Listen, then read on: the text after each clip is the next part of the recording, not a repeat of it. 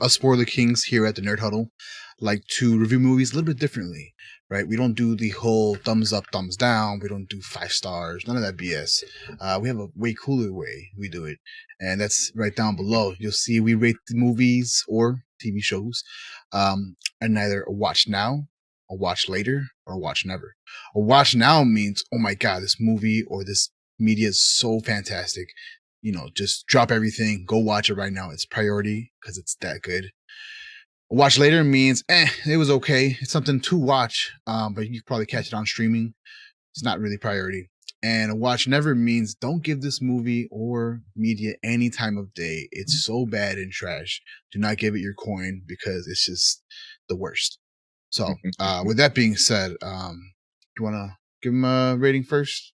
Yeah, I get it. I mean, you could probably guess just from the way I'm talking about this. I think it is a now. I mean, it's everything from the brutal of it, the story, just like Alexander Skarsgård, like just whooping ass.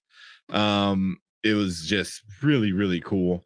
And yeah, just a nice twist at the end. Good story, good fighting. It looks really great. So I'm definitely giving it now. And then real quick, kind of hitting on what I'm saying. Brandon's saying my favorite thing about it is where the visuals and the cinematography. Eggers does great creating that grim, surrealistic atmosphere, and that's true. Everything has this cool look to it. Everything's kind of grayish and hazy, but then when it's dark, the darks look really good. Like he really knows how to use the shadows and stuff like that, and a lot of the symbols in it, all the ravens and this and that, and this means this, and just it was really, really, I thought, well done, really cool. Especially if you're into like Viking kind of stuff, you'll really be into this one. Because if you liked Vikings and like I don't know any other show like that, this is like a whole nother step above all that stuff to me. So yeah, I would say definitely go watch it now. What about you, man? For the movie The Northman, I'm gonna go ahead and agree with you and say it's a watch now. It's a pretty obvious watch now, for that matter, just because of I was just thinking about it too. Imagine watching this at home on an OLED TV screen where you get those true darks and you get them bright colors. Well, that's not much bright colors, but if you get that great contrast, you'll get for like a really amazing picture. Cinematography, just as Brandon Peoples mentioned, was really well done. Camera work was really great. The execution of the characters and the character build up of showing who these characters are were just chef's kiss. And the violence was just on 10 throughout the whole time. Like the whole time, there was never a fighting scene where I'm like, oh, they could have done better. They could have shown this. Nope. It was gruesome. You saw beheadings. So yeah. If you're that type of person, kind of like me, where back in your high school days, you were watching beheadings and a bunch of like weird cartel videos, this is for you. This is for you. So, I was watching Snatch in high school. I don't know. Was it Faces of Death? There you go. Yep. So that's where I'm kind of at with it. It's a watch now. And of course, Brian, what do you think so far from the first 15 minutes that you've watched? What do you think this movie kind of falls under for you? I felt like this was going to be exactly the story. I knew the story was going to go, but I love the way it was already looking.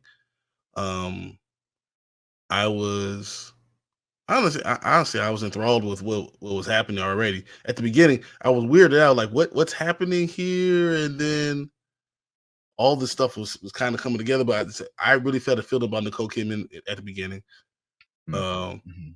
immediately, and then I knew who was going to die. It's crazy to see people walk around with arrows through their body. Yeah. That's why I'm like, what the hell's going on? How?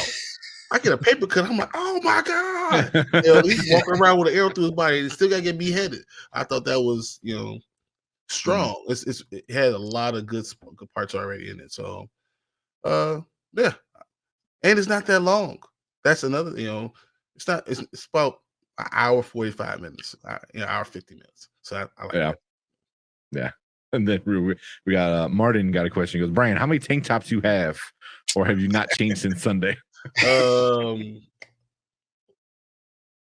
like 364. There you go. Damn leap year. Exactly. Throwing everything. That's why, yeah, he laughed. And then lastly, on Rotten Tomatoes, the critics, which is the tomato meter, gave it an 89%, and the audience gave it a 64. So What? yeah, the audience liked Probably it, but too they didn't gory. love it. It was probably too gory for some people. Yeah, Because and when I yeah. went to go see a couple movies, I saw people walking out of the Northman. It was like, wow, that's a lot, and it could be Yeah. overwhelming. Yeah. I mean, I even don't mind. so some of the verified audience reviews, like one person said, not sure what I watched. two stars out of 5. And I was like, huh? What? It's one person said it was okay, very predictable. Action scenes when it wasn't trying to be overly dramatic were good, but it was like from if the Lion King were played by Nordics. I was like, yeah. It was like, right off the bat, I was like, this is Othello. I mean, even Lion, he's even referencing a movie that's referencing another movie. That's how much this story has been told.